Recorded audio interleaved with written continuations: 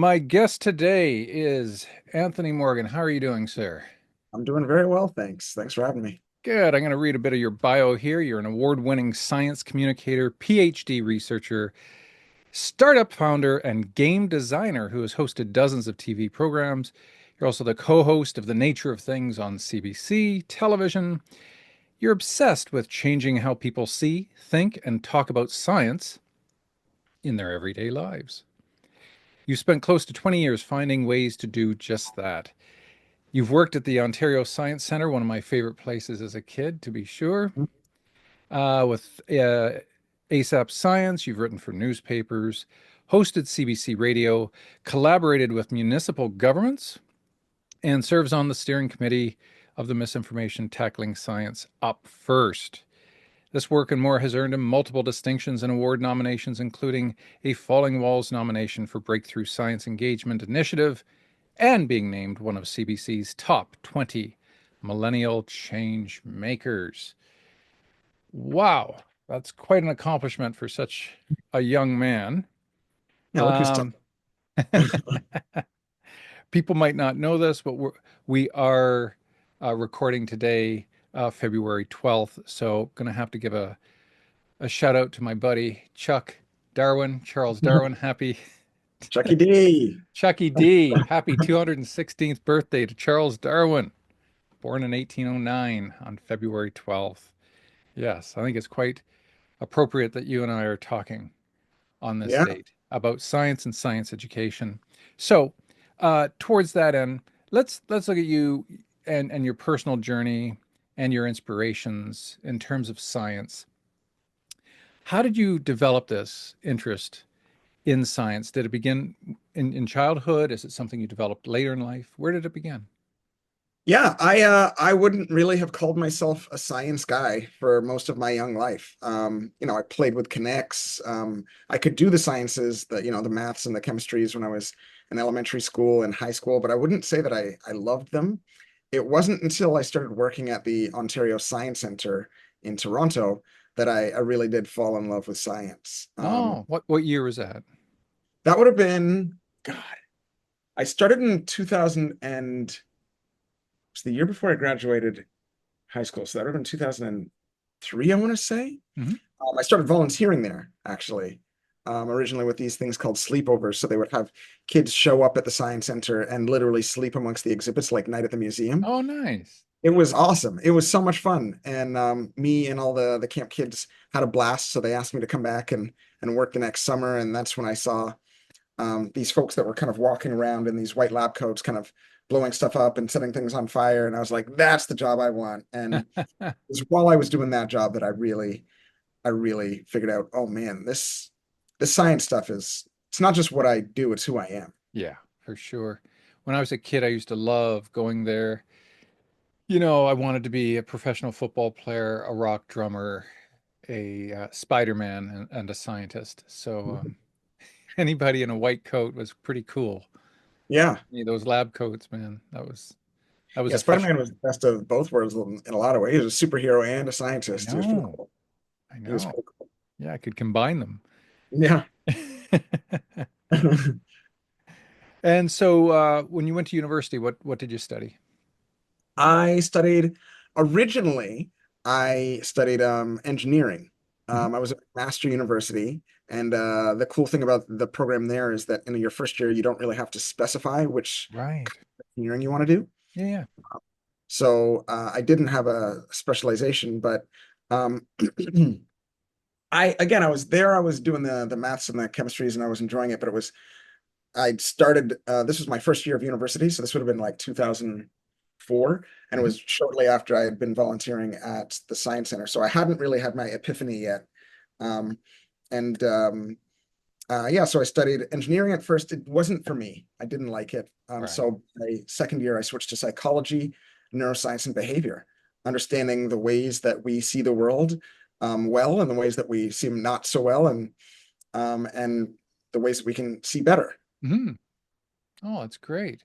Was it mechanical engineering? What type were you? Yeah, so McMaster didn't have a specialization first year. I was thinking I might want to do like environmental Yeah. engineering, but I changed my mind a lot because it was based on the TV show I was watching basically. So I watched a lot of I watched a lot of Dilbert, so I thought, well, maybe I want to be an engineer. And then I Mhm. started watching a lot of Scrubs, and I was like, oh, doctor.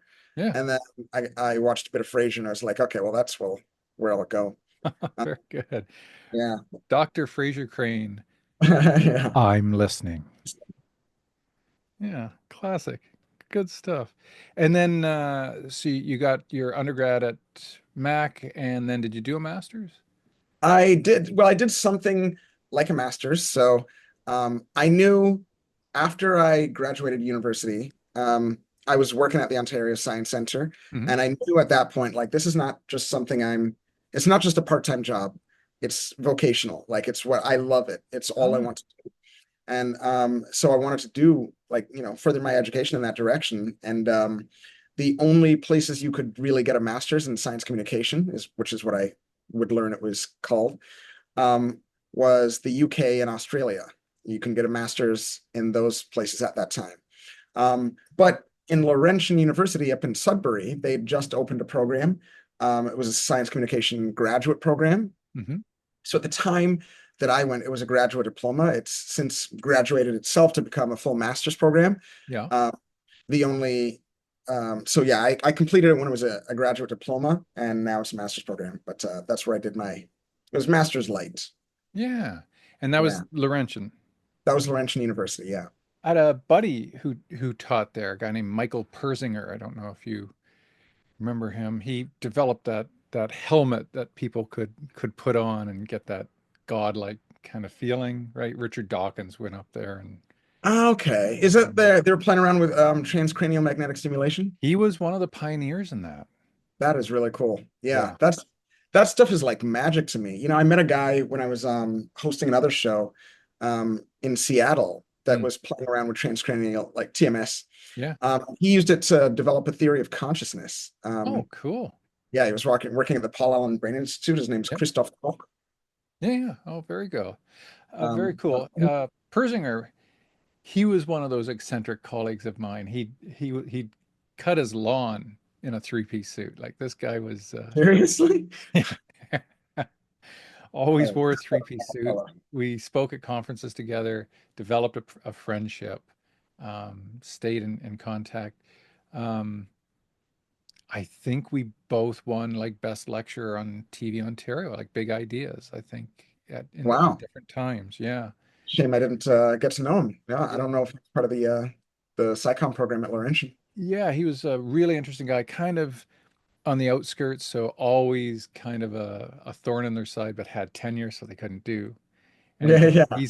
He's since passed on, which is unfortunate, but he contributed greatly, I think, to the field of psychology and neuroscience. Uh, I love those guys. The people who are willing to be a bit mischievous, to yeah, ask questions, to challenge ideas, yeah, not just for its own sake, but just to, explore. yeah. It's how you get innovation. It's really, yeah, it's fascinating. I would love to try that God helmet thing. They still have it up there? I would imagine, right? Like I don't know if anybody furthered his lab and took it over, but I'm sure the God helmet exists in some I form. mean, that feels like the kind of thing you could market to a couple of billionaires at least. Like, if you put on a helmet, and I mean, I guess there's maybe some people who have tried it Yeah. already feeling Troy, like they're, get Elon Musk on the phone, would you? yeah, yeah. Yeah. It's So, like you might have tried it. yeah, So exactly. Now, so after Laurentian, you're doing your PhD now? I am doing my PhD, yeah, at And where's that? TMU, Toronto Metropolitan University, formerly Ryerson. Yep. Um, and I'm exploring what we can do to have better conversations around tricky science, things like vaccines, climate change, and AI. Um, Ah, and trying to figure out, yeah, if we can't, humanity's superpower is our ability to put our heads together to solve problems. And right now it feels a lot like that superpower has kind of met its kryptonite. The hmm. weird thing is we haven't identified where it's hidden in the world, but Yeah. our ability to communicate is really breaking down. So trying to Yeah. figure out if there's something we can do about it. Well, let's talk about that. I think that's a great subject to talk about. There appears to me, I don't know if it's the same for you, but over the last 10 years, at least since 2016, which was a notable time in US history, um, there's been more and more mistrust in science. and I'm sure COVID contributed to that in some respects. How do you see the way, at least we can talk about Canada and the US and maybe other parts of the world, but why have some people like, why do they, they see Anthony Fauci as a villain rather than, as a great scientific man and a great person of public health? What happened? What went wrong? How did we go off the rails? Yeah, I tend to think that it's not something that started in 2016. It's we've been becoming what's called affectively polarized for some time. Um, so I mean, it's probably a good idea to break down what we mean when we say polarized. Yeah. So polarization, depending on the researcher you looked at and the year you were doing your research, it could mean a lot of different things to a lot of different people. So some people were like, it's just how you feel about one issue or another. So climate change or gun control. Some people thought it meant the way that you feel about people from the other side of the aisle. So do I Yeah. love Republicans or do I like Democrats? Or how strong you believe a leader is.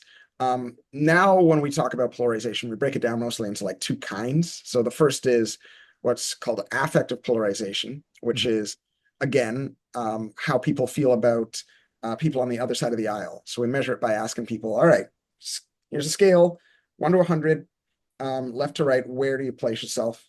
And then we ask them, okay, if um if your kid married somebody from the other side, how mad would you be? Um, Mm, and that's called like feeling thermometer. And there are a bunch of ways you can measure that. So, it's not just if your kid married somebody else, but if they moved in next door or if you yeah. worked with them, how would you feel? And on that measure, people are the angriest they've been in many decades in the United States. We're not there in Canada, but we're Right. getting there. Right. The other way we measure polarization is ideological or issue polarization. So that is like climate change or gun control or abortion, whatever.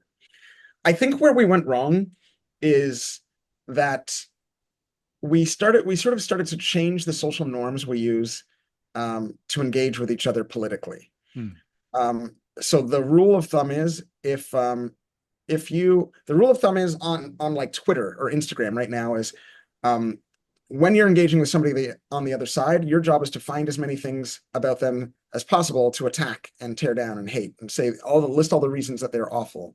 oh, Uh, wow.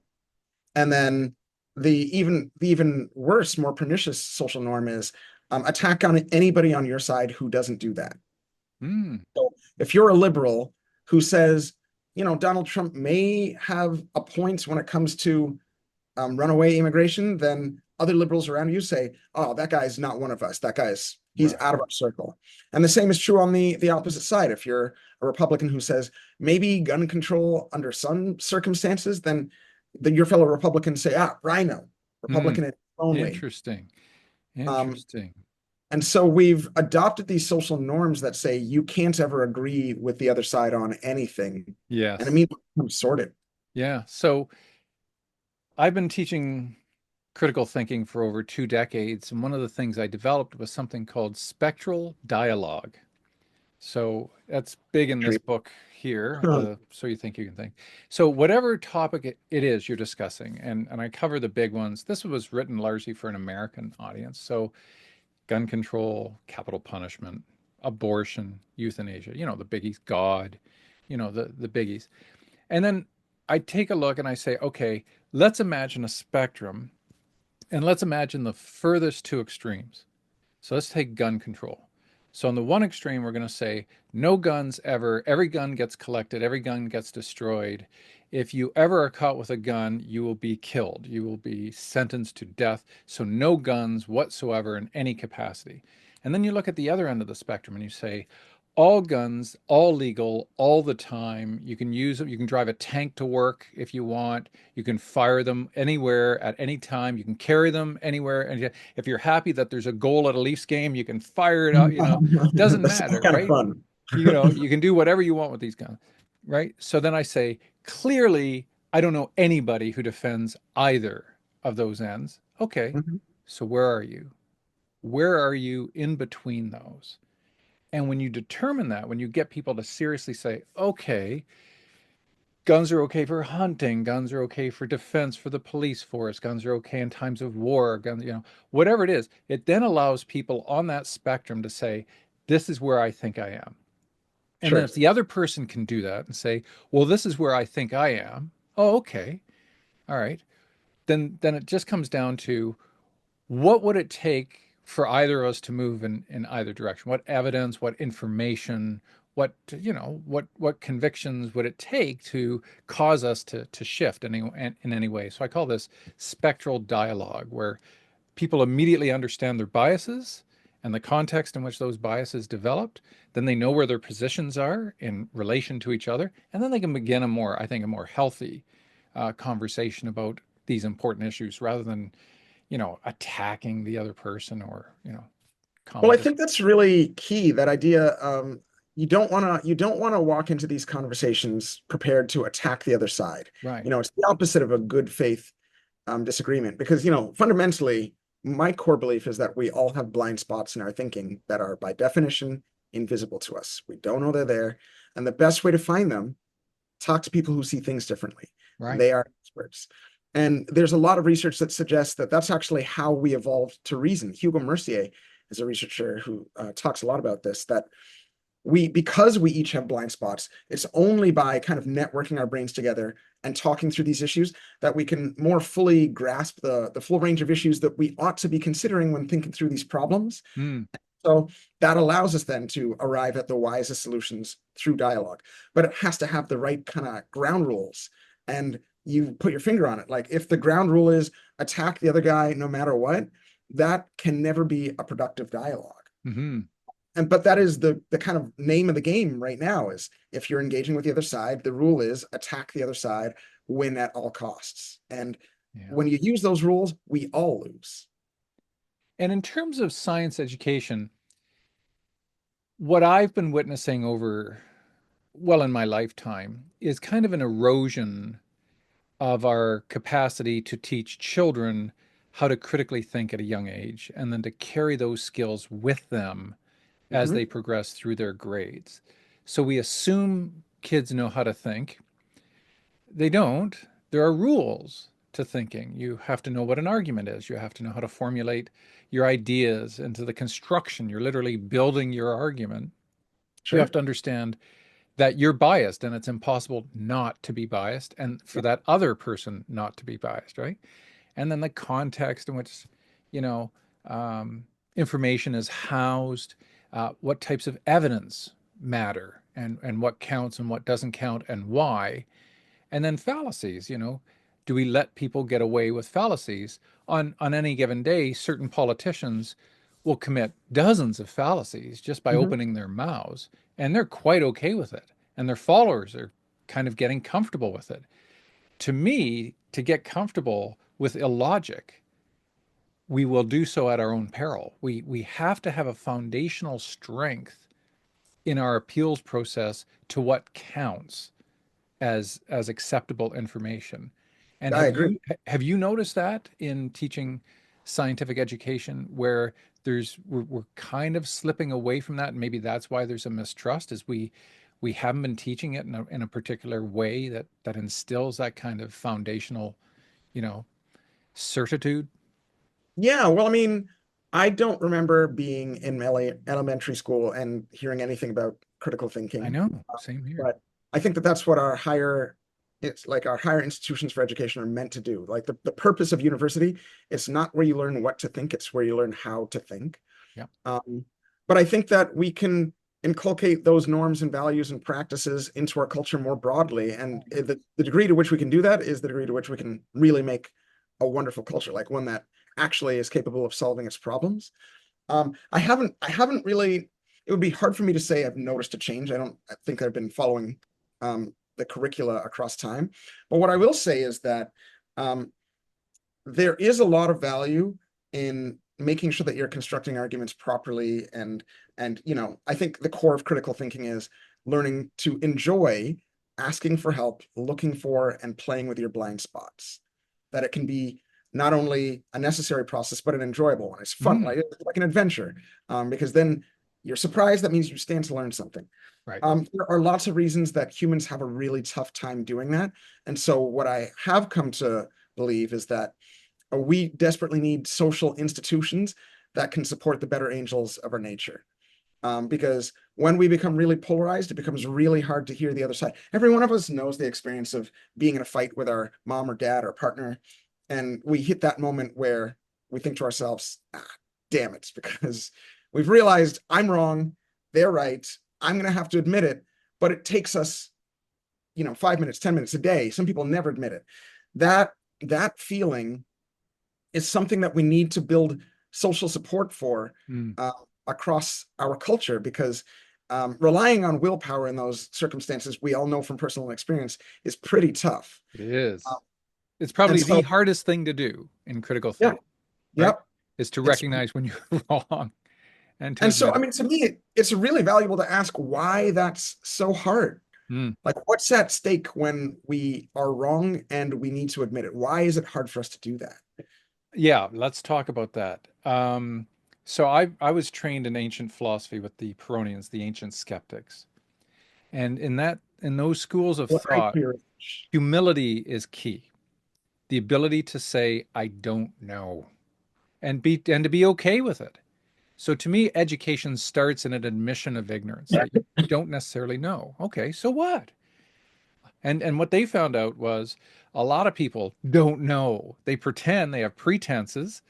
They'll let you Mhm. think like the politicians, right? This is what Socrates did. He went around and he questioned people in ways that demonstrated they didn't know. They thought they did, and they don't like that.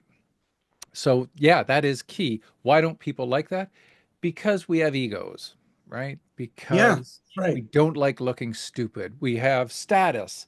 We like to be Yes. appreciated, to be an expert or at least to know something about what we're talking about, right? And when we reveal our vulnerable side that we're limited in some capacity, we feel we're letting ourselves down and maybe others whose um, admiration we are seeking. So it's a very Yeah, foundational I think human that's it. I, quality. I think you really hit the nail on the head with the word status there, is that we really don't, we want to save face, Yes. right? And we'll do whatever we can to make sure that that happens. And so often it comes out in pretty unhelpful ways.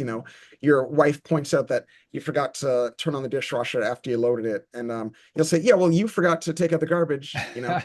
You do whatever you can to make sure that you're still, because status is something that you have relative to others. It's not something that exists independently. So if my status goes down and I want to stay higher status than you, then I got to bring you down with me. Mm, And so it's part of our human nature. Like, I think it was Bob Trivers said that human nature is to get along, then get ahead, right? Is to yeah. join groups and then figure out how you can rise in status in them. Because it's a really good strategy from an evolutionary perspective. Oh, It for means sure. lots of babies, lots of support. But the problem with it is we can get into these kind of unhelpful status games where the status game becomes always be right. And that's how it'll be high status. Yeah. And that is so problematic. I think what Yeah. we need to do when I talk about building social institutions is create the right kinds of status games. Ones where, like, that's to a degree what the institution of science is meant for. It creates a status game where those who are highest in status are the ones who are best at saying, I don't know. Yeah. That's what scientists always do. They're like, I'm not going to overclaim anything from our research because those are the rules of science, and that's how you raise in status, by following those rules really effectively. But that's not the way most of our society operates, No. especially in the political sphere. Right now, the way we operate is never be wrong, never apologize. And double down. Why are these Yeah, guys doubling down when they know they're wrong? Right? right, Like right. that's the new trend. It's like, yeah, no, I'm not wrong. You're wrong. And here's how, and they just Yeah, double down and they stick to their guns and you know, they it's create a just a bunch of diversions elsewhere so people will, forget about what was happening at the time. And it's just such big game a, of no, a you shut up. game, Yeah. right? And It's so just there are better games we can play. As mhm. far as I can tell, science is the best status game we've ever created. So not to say it's flawless, because it's got its problems. Of course. There's publish or perish, and there's problems with predatory journals. There are still problems, but I don't think we got to get a better game in town for improving quality of human life, Yeah. as many people as possible. Yeah. So let's talk a bit about that. So I've always taught my students science is the best way we can understand cause and effect relationships in the natural world. Mhm. Mm-hmm. If you can come up with a better way of doing that, please present it, and we will follow it as responsible thinkers, what we call epistemic responsibility. Were you Yeah. responsible in attaining the information that you now believe, right? But we haven't been able to do that yet. But what I'm a little concerned about is, can we keep science pure? Can we keep it as objective as possible without letting any other kind of external contextual influences get in there and kind of play around with it? Is are we able to move Yeah. forward in that capacity? Yeah. Well, I'd say that it depends on that depends on the degree to which we can build institutions that are resilient, Right. right? So, like institutions are just collections of a bunch of rules, social norms, like the rules we live by. And if our institutions have really good rules, Hmm. and they're durable across time because we have people who are willing to protect those rules, then I think we can. Um, there's no such thing as a scientist who doesn't have a bias, Of but course. that's why we have a process that takes that into account. That's what the peer review process is meant to be. Yes. Or Yeah, double blind experiments, right? Yeah. exactly. Like we've got all these rules built in that are designed to help us limit the effect and impact of our biases as much as possible. Not flawlessly, No. but it doesn't even have to be flawless. It just has to be better than any other system. Yes. And we want to keep making it better and better. Yeah, yeah, And for so sure. I think as long as we're willing to, as long as we're willing to protect the rules we use for doing good science, then I think yes, we can make sure that we're practicing epistemic responsibility, as you put it. Yeah. Yeah. Good. Yeah. Is Good that your stuff. sense too, or what do you? Oh yeah, very much. I'm always worried whenever anybody tries to use science for political gains. Science is neutral. And, what it produces is a descriptive account of what's happening in nature. But if somebody then tries to use that and pull it over into their, you know, uh, political understanding of the world, moral understanding, religious understanding of the world, doesn't matter what, then we're kind of committing what's called the naturalistic fallacy. You're saying, okay, it happens like this in nature. Therefore, it's intended for our purposes, our ideologies. Aren't we good, right? And that can go from anything. Like look at how badly uh, Hitler understood genetics, right? Like there's a great example. The Aryan race. This will be the greatest race. If that had realized the amount of abnormalities through mating because of the commonalities and lack of diversity would have wiped them out in several Yeah. generations, right? But Yeah. he just didn't get it, right? He just didn't understand how science works. And so Yeah. therefore, you try to put that round peg in the square hole and it's not going to fit. So, This to me always raises a really interesting question because I obviously have lots of friends in the scientific community, and one of the things we talk about a lot is the idea that science can provide like a moral framework for living. right. And at this point, I would say that I don't know that I think that that's correct. I think that science can tell us what's possible and society decides what's right. Hmm. Um, I think there are versions of rights that are easier for everyone to agree on and harder for everyone to agree on. I think the easiest one is something like the idea that the suffering of conscious creatures is bad. Right. So if we can reduce suffering and increase satisfaction, then that broadly is good. And so science can speak to that. Like if we decided that that's our goal, reducing suffering, then Yeah. science is the best tool we have available to get us to places where suffering is reduced the most. Yeah. But deciding that suffering is bad isn't something that science can speak to, Yeah. Yeah.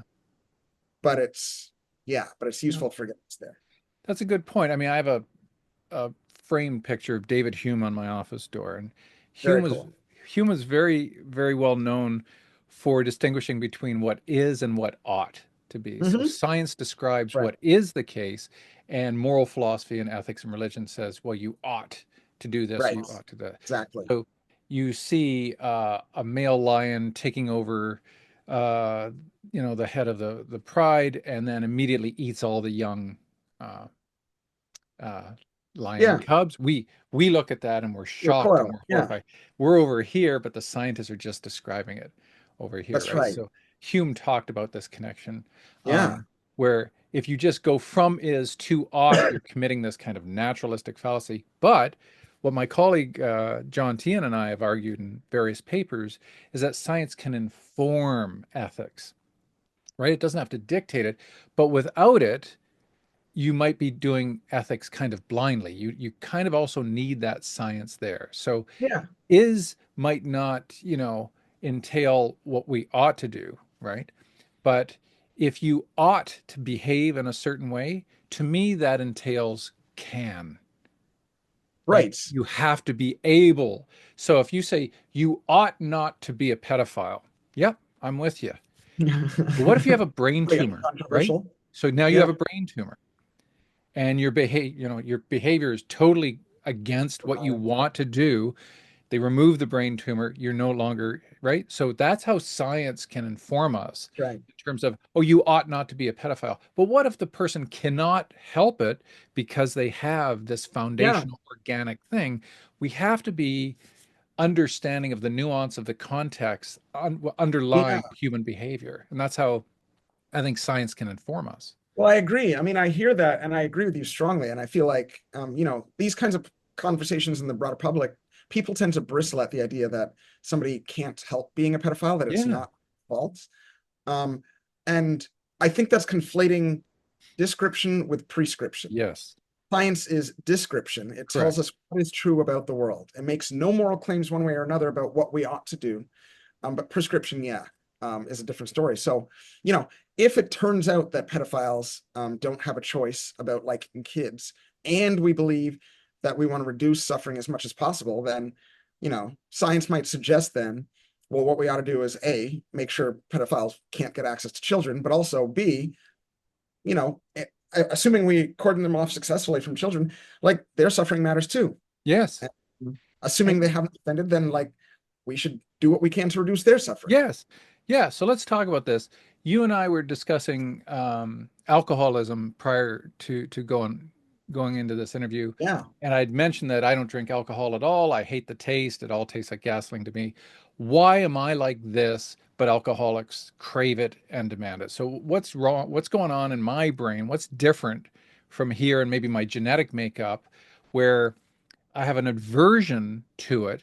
And why can't we learn, just as we have with pedophilia, right? That where there are organic causes for that. Why can't we learn the same thing for addictions? Like, let's just start with alcoholism and find out what is it that's different about the functioning of my brain and my uh, neurology to an alcoholic's, and then why can't we fix it? Like, why can't we just go in and tweak a person's system so that now they just have no more craving, no more desire for alcohol? Well, it's a great question. I mean, the short answer is we're doing an episode on the science of drinking coming up in the next year or so. So I'll know more then. And But for that's on now, the nature of things, happy right? to happy to speculate. Yeah, that's on the nature of things. There was this idea of an engram that you're probably familiar with, that was really popular in the early days of psychology, where this researcher decided he's going to go in and find the place in a brain where a memory lives. So he'll teach this rat to get out of this maze. Once it learns that, he'll go in and he'll destroy that neuron. And then at some point, like he'll have to destroy a lot of neurons, but at some point, the rat won't be able to do the maze because he's destroyed the place where the memory is stored. Right. And in trying to do that, what he learned was that memories aren't stored in a single memory, in a single neuron. Instead, they're stored in a sort of distributed way across the brain. So I always like to think of the brain as kind of like a piano, and all the keys are your neurons, and your memories are the songs you play. So it's the pattern of activation across those keys. If it's the same way every time, then you're playing the same song every time. You're having the same memory every time. And you can build in a lot of muscle memory for yourself as you learn to play. So like Right. if you play Beethoven's Ninth 1,000 times, you've built muscle memory, and it gets to the point where it's really hard to start playing that song and not like you hit the first 8 notes and then you're trying to switch it up for the ninth one. It's really hard not to hit the correct ninth key and to switch it up. And that's because your brain has literally built little circuits inside, it's birth new neurons that are designed to help you automatize that process. Hmm. You can automatize all kinds of things. Like, I mean, that's Pavlov famously did that, right? Where you rang the bell and the Yep. dog started salivating because you built a little collection of neurons, a circuit that associates those two behaviors. You can find them visibly in the human brain in cultures where people read. You can look at the corpus callosum, the band that connects your left and right hemisphere. Hmm. It has a different structure in people who have spent many hours reading than in those who don't. So that's literally the circuits we've built that automates the process of reading. And so what I think is happening in the case of people who are addicted to alcohol is they've spent lots and lots of time building circuits that say drinking alcohol is the solution to my problem. Right. And so it's probably going to be a collection of neurons um, distributed across the brain that are activated in a certain way. That's why when people go to rehab, it's often much easier to quit when you're in rehab. And once they come back out into that normal context, then they've got all those cues around them that Yes. make it easier. It reactivates that circuit that says alcohol is the solution to this problem. So it becomes so easy to relapse. So my guess would be it'd be really tough to go and find a neuron or a sort of genetic switch that we could flip Hmm. that would fix alcoholism. But you might be able to use something like psychedelics because those tend to have across the brain effects. It's kind of like I've heard neuroscientists describe it as your brain is kind of like a snowy mountain, and the circuits that you've built are the pathways you ski every time. Taking psychedelics is kind of like getting a fresh snow, so you can carve some new pathways. Oh, so kind of a neuroplasticity with That's right. Yeah, exactly. psilocybin. Hmm. That'd be my guess. I mean, that's I've got the benefit of some background in psychology and neuroscience, but I am by no means an expert. It's just fun to speculate and Oh imagine. yeah, yeah, for sure. Yeah. Well, let's slide into whether or not, you know, the future of AI might hold some kind of promise in this and other regards. Um, as you're aware, I work for Convergence Analysis, international based organization. We try to mitigate existential risk of AI. You and I have spoken about this Mhm. at length. Mhm. Where are you in the whole debate now and the race for developing AI? Are you confident? Are you optimistic? Are you nervous? Are you all of the above? Yeah, I would say option D, all of the above. Mhm. There are some promising developments and there's some very concerning ones. Um, I have honestly had to pull back a little bit from how much I am paying attention to AI in the news because I found it's so distressing that I can't get my work done. So Right, uh, right. I am quite profoundly concerned about the trajectory we're on. I don't think it's the right one. I think we're maybe beginning to realize that and to turn the ship, but we're Mhm. still headed towards the iceberg. Um, so I'd say that the fact that there is so much more affecting the public's lives, Mhm. I think is waking the public up to some possibilities they hadn't considered before. Like, wow, these AI are really truly being creative. I never thought AI could do that, and just that recognition opens the door to, well, what else could it do that I didn't think it could do? So I think broad public support is starting to change. One of my favorite questions, I ask this many, many times across the country, is should we make robots smarter than us? Right. And generally, the consensus is I'd say like 80% of people say no. Yet we're forging ahead, full steam. We are. And in the United States and the UK have just um, decided they're not going to sign on to an international agreement saying that we're going to try to be open and transparent about the ways that AI is developed. Um, I think that, I mean, you're the expert on this, but I think that if we want to avoid the most catastrophic outcomes, we need to really slow down and be more conscientious about the way that we develop this. Because my biggest concern is that we're likely to stumble on something like artificial general intelligence without realizing that we've done so. Mhm. At that point, it's too late. Yeah. And Are with you the, freaked out? say that again? Are you freaked out? Yes, but I can't show that. You see, I'm a professional. So I have to constantly keep it under wraps. Yeah. and constantly be optimistic that we will be able to convince the Sam Altmans and, the those at Meta and DeepMind and Microsoft and, the big players in big Mhm. tech, that where they're headed is a dangerous place that we've never been before. Since you and I have spoken last, Stargate has begun construction in Texas, and that is the $500 billion complex that is going to be the biggest compute farm in the world. And this is OpenAI, this is Sam Altman, but lots of other players are involved. And it started with the Biden administration. Trump just gave it his thumbs up recently. And of course, I don't know if you've seen in the news recently, Elon wanted to buy OpenAI. He offered Yeah. some They said they're 94 not for sale. billion or Right. whatever, and Altman said it's not for sale, but we'd like to buy X. So It's funny. these, I mean, it's the like, dick measuring contest is like the last, yeah, that is the worst case scenario for developing this. I know It's a really dangerous way to, okay, so maybe what I can do is I'm going to lay out why I'm really worried about it.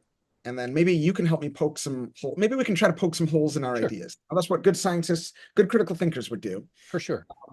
My feeling, the reason I worry that AI would destroy us is that the thing that's allowed us to become so dominant on this planet as a species is not our strength or our speed, it's our intelligence, specifically our collective intelligence, but our intelligence. So our ability to take an experience from the world, to identify patterns in that experience, and then extrapolate, to make plans, to set goals, and then plan to achieve them in ways that outstrip other species' capacity to do so. So humans are just better at planning than anything else.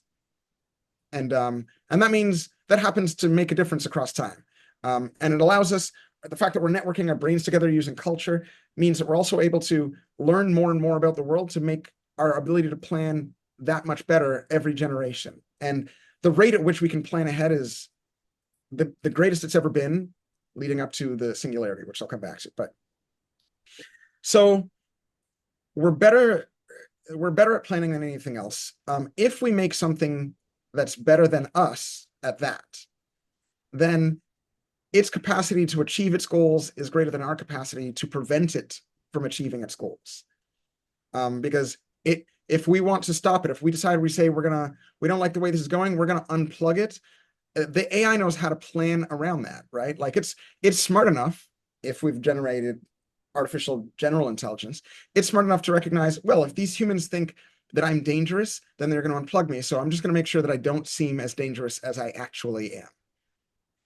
And so the question is, how do you make sure that an AI's goals are aligned with ours in 100% of cases, foreseeable and unforeseeable? You know this as the value alignment problem.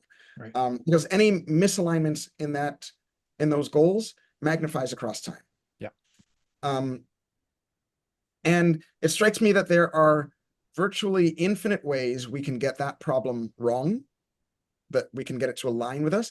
And there are very few, and maybe even just one way that we can get it right.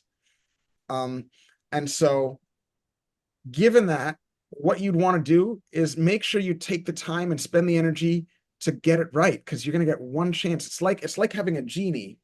You rub the lamp, you get to make one wish. And if anybody who's read or heard a genie story before knows that you use wish number 2 and 3 to try to undo wish number 1. So I'm not optimistic at this point that humans are wise enough to choose their first wish carefully. But I could be wrong. So let's try to figure out where and why. Yeah, well, so far I've agreed with everything you've said, so this is going to be tough. What are some Um, of the strongest arguments you've heard against worrying about this? Against it would be like your Mark Andreessens, your Steven Pinkers, who maintain that um, either inherently it will never have that capacity, no matter how strong, no matter how intelligent it gets, it will never be beyond our control or containment. Um, Others maintain that we'll be able to know we'll get like a shot across the bow, and it'll be like, oh, okay, well, we're just going to have to tweak it this way, and we're going to have to tweak it that way.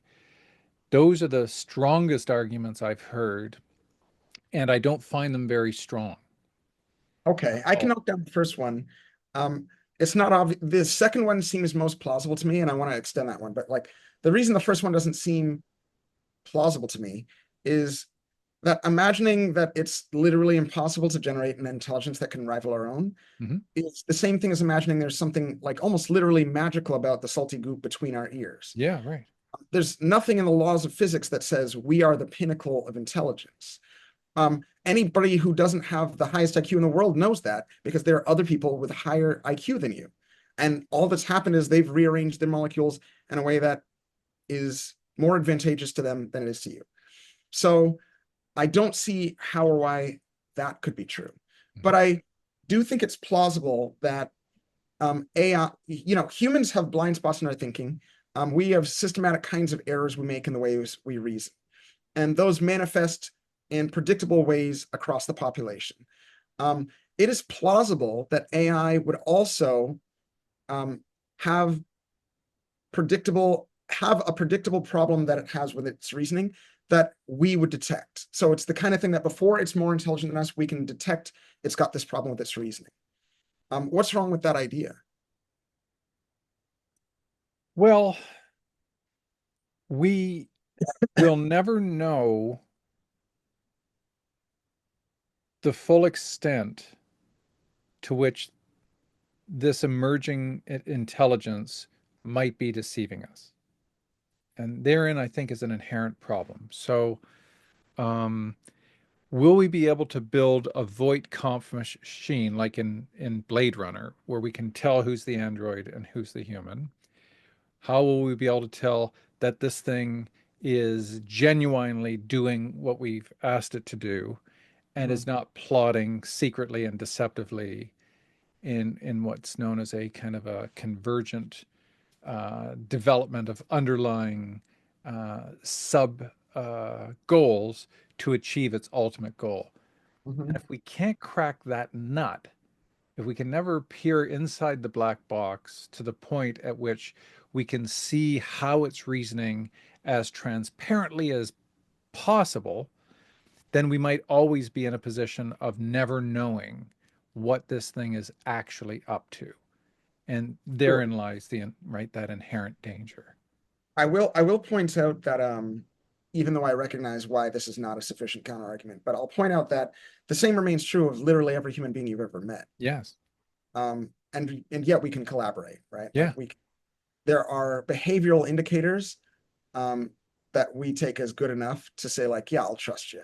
Yeah. Like, yeah, you've demonstrated you're doing what we hope for enough times that it's worth trusting you. Um, that said, like that's the same way that coups happen, right? Like the Oh, people yeah. And just that gaslighting in general, coup. right? Yeah. Any form of gaslighting is really Yeah. that level of deception. I mean, one of the other arguments I've heard against our worry is that what's likely to happen is you get multiple AI with different cognitive skill sets kind of competing with each other.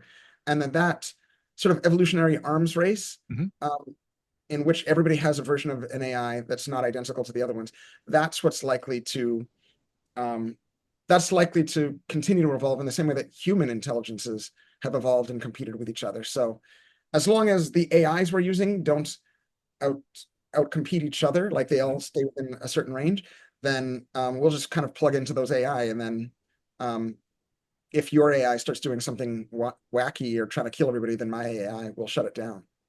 Yeah, yeah, that's been commented on in a number of different papers that we will use AI to combat AI if necessary.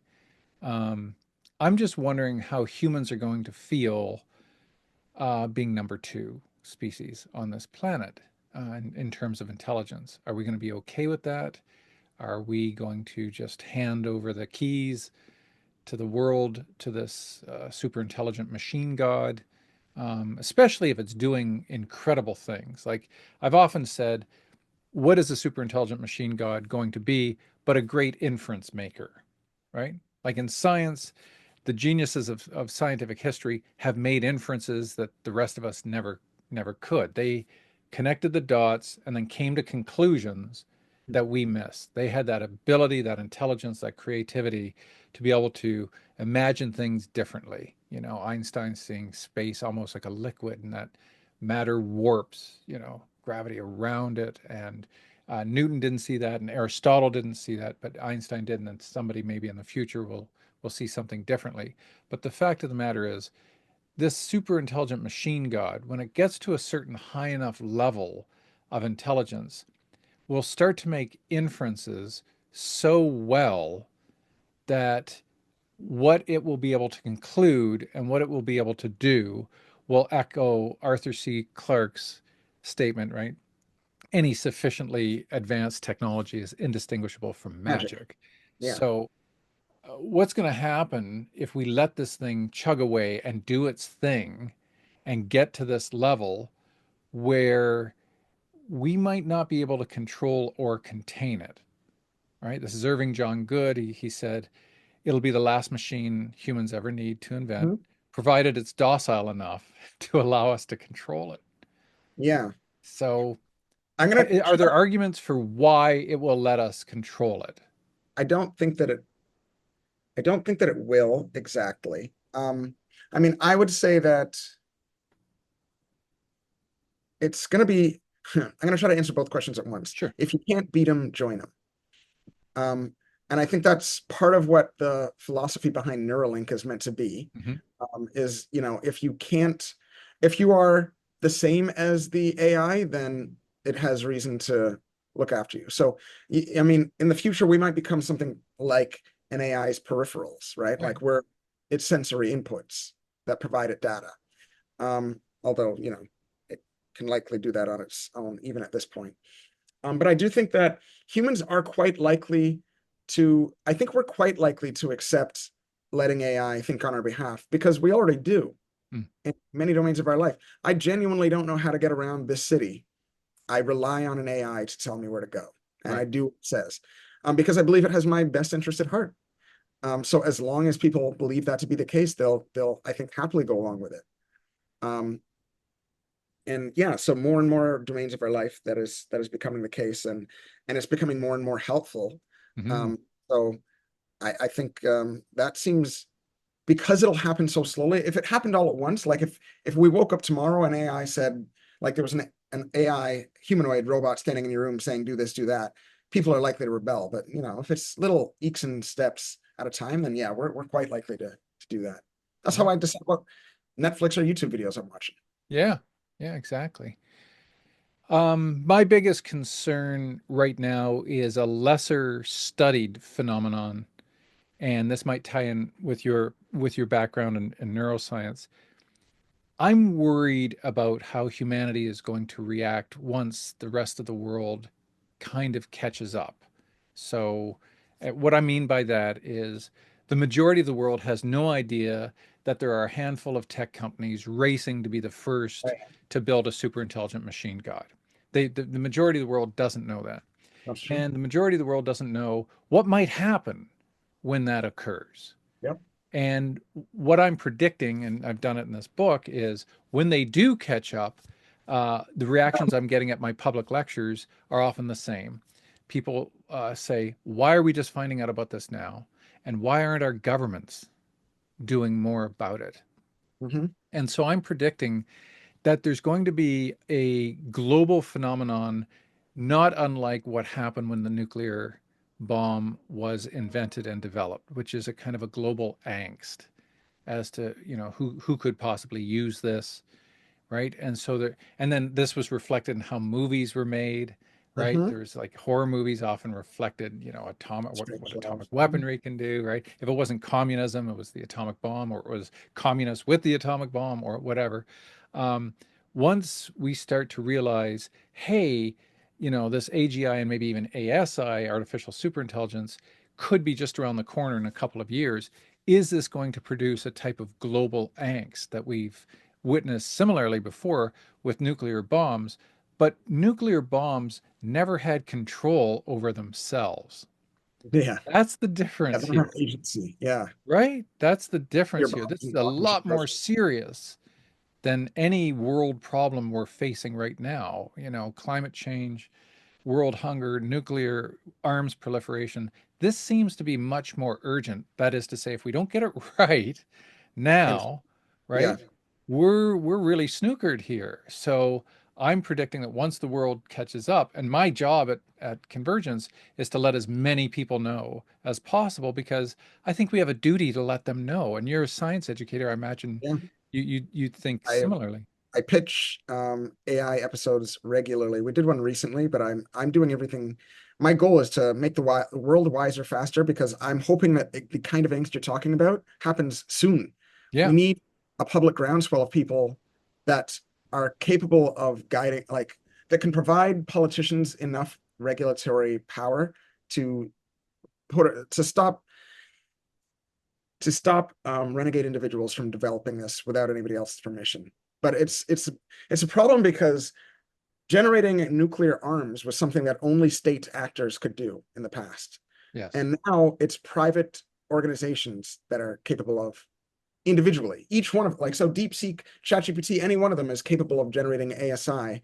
And if any one of them does it, we're all screwed.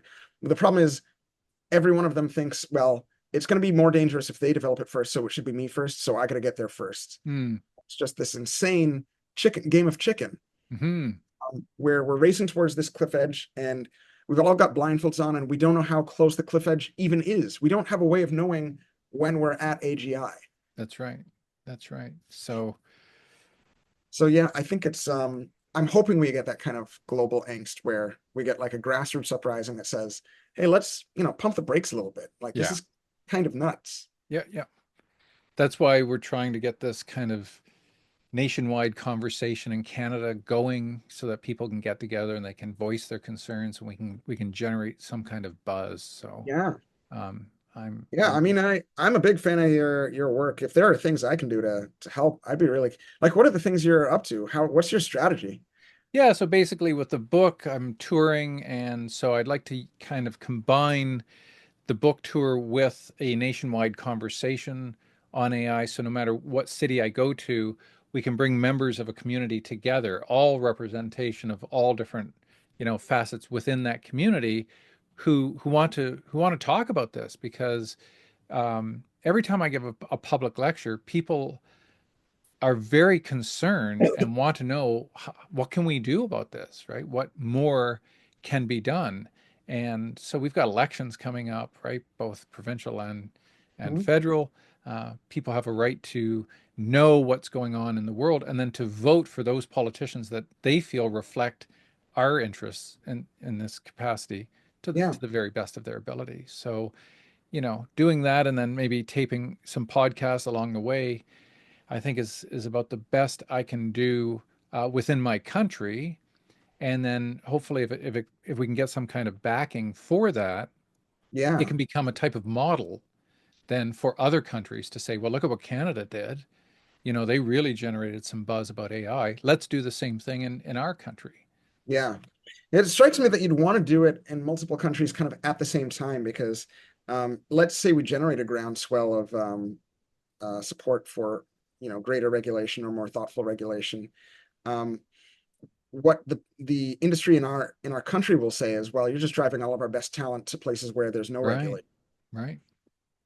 So it's a I mean, as far as I can tell, this is a coordination problem, similar to climate change. Like, how do Mhm. we get everybody to agree to the same thing at the same time?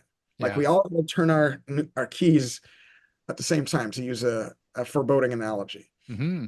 Um, Hmm. and so, yeah, I think there are some organizations that would probably be interested in helping and and funding. So I'd love to, yeah, to try to make that happen if we can. My line of favor is uh, reaction is not an option. Correct. Yeah, in this case, that is absolutely correct. We Yeah. have to be so proactive on this, to stay ahead of it. And that if we don't, some very, very nasty things You only could get come our one. way. And What would it take to convince you that we're wrong about this? that's what I'm hopeful. Like some genius at MIT finds some law of diminishing returns where the scaling up of like O3 and all of the latest LLMs plateaus, and that's it. It just reaches a point at which it can never extend beyond, which means it's a natural constraint that disallows a artificial intelligence to become more powerful. So no matter how much juice you put into it, no matter how much you scale these things up with data and computing power, they reach a point where they're powerful, but they'll never reach the level of godlike power, so that we can always contain them and we can always control them. That would be the best news. I Yeah, could, I mean, I would rest a lot easier. yeah. Um, it makes me think about there's a theory of consciousness that I think could provide some hope here. Hmm. Um, one of the theories about why consciousness evolved is that there's your brain takes in about a gigabyte of information every second. But its capacity to process information is 1 billionth that. So in other words, there's way more information coming into you at any given time than you can possibly process. And so, but you can still move around the world. You can still manage, you can set goals, you can achieve them. How does your brain do it? The answer is, it turns out that your brain doesn't process all of that information because it can't. It decides to focus on a very narrow subset of information, like a very narrow part of the world that you call your attention. Where your attention is what you're processing. And so consciousness, the theory goes, was evolved to because there's a problem. There's a question you could ask, like, well, if we're focusing our attention on anything, there's infinite things you could focus your attention on, right? Like right now you're listening to the sound of my voice, but you could be listening, like noticing how your socks feel on your feet, or how hungry you are, or what temperature, like 1,000 things. How does your brain decide what it's focusing on? And the answer, it seems like, might be consciousness. That your consciousness was designed to help you decide what goals are important and decide what information to focus on. So we know that consciousness and intelligence aren't the same thing. If consciousness is not something that is derivable from physical substrate, Hmm. then it might be the case that AI never has a mechanism for selecting what to pay attention to, Mm. and as a consequence, can't learn as effectively as human beings can. So So, limited agency. right. So our Mhm. consciousness can direct what the attention of the AI goes to, but it can't direct it on its Oh, own. okay. Interesting. Yeah. Well, time will tell, of course, right? So, in the meantime, I think it's like a prisoner's dilemma where we should just try to err on the side of caution. Like, Yeah. let's just, It seems like a no-brainer. right? Let's just err on the side of caution.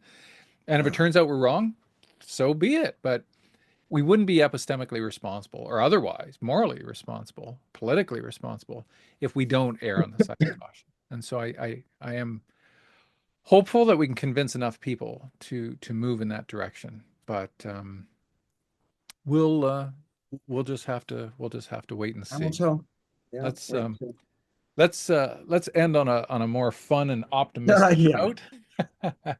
You've invented a game that Oh, people that's right. play, and it's about having discussions and dialogue. Why don't you tell me a bit about that? Sure. Yeah. Well, I mean, you asked earlier about sort of where we went wrong and why people hate scientists and the public, and the core of my research suggests that part of what's changed is the social norms we use, the rules we use for getting into conversations. Right. So we have some pretty bad ones right now. They are attack the other side and attack anyone on your side who doesn't. Our game is designed to change the rules we use around disagreement so we can have better conversations. Hmm. We call the game a freestyle social, and they're actually really fun. So we show up at a venue, we'll put tape down the middle of the floor. Could be like a library or a student center. I like pubs a lot. We'll Pubs, put good. tape down the middle of the floor, and we'll ask, I call them spark questions. So should we erase bad memories? Should we design our kids' DNA? Should we pee in the shower? There's a real range. People always love that one. I love that one. And we tell our audience, look, you got 5 seconds. You got pick a side. What's your gut tell you? So you got the Costanzas on one side and you got the non-Costanzas on the other for the shower peeing. That's on Okay. the other. Yeah. It's all pipes. And And all pipes. And so we tell people, yeah, you got 5 seconds, pick a side. People are always surprised at what side their friends pick. Oh, you pee in the shower. And then we put a microphone in the middle of the floor, and each half the room gets to kind of explain to the other half why you should come over here. And this is where the rules become really important. The only rule of our game is if you hear an idea from the other side that surprises you or makes you laugh, you should switch sides. Hmm. And that's because the game is not a debate. Conversations where the only goal is winning are what's ruining the world right now, because it's the kind of bad faith arguments that gets us trapped in political gridlock and polarization. We're trying to have better conversations. The only goal of our game is to hear as many new, surprising, and different perspectives and funny ones as we possibly can, to have a good time and to help each other find the blind spots in our thinking. And I'm delighted to say that, like, the game also, in addition to helping with that, it happens to be a lot of fun. Like, I really love it. It's a Okay. pretty good. So we've been running them across Toronto and across Canada, and we're trying to find as many new partners to run their own games as possible. We're launching a new website in the next 2 weeks so that anybody who wants to run a game can either show up at a game that we're running or just start one of their own. Oh, very Very good. exciting. Very good. So a gentler approach to the art of dialogue and the art of disagreement. Yeah, yeah. You know what I love about it is that there's inevitably in every game, there's a moment where you'll hear some idea from the other side that makes you laugh, Hmm. but still know, like, oh, but I don't want to leave I'm not going to pee in the shower. And you're not, even though I laughed. Right. And those moments are amazing because it's an opportunity to notice what goals you have. Yeah. People, I mean, I'm nobody forces anybody to switch sides, but I always say, if you're laughing, keep in mind the people on the other side can see your face. So you're forced to recognize, like, I'm laughing. The rules of the game say I should switch sides, and I don't want to. And so maybe you choose not to switch sides, but Hmm. then you have to notice the goals you have. Is my Right. goal to win, or is it to have fun and explore? Yeah, yeah. Oh, that's great. I think we're going to leave it on that optimistic note, sir. I want to thank you very much for joining me today on All Things Considered. I look forward to collaborating with you on a number of projects in the future, and wish you all the best. Thank you so much. Yeah, All it's right. been a lot of fun.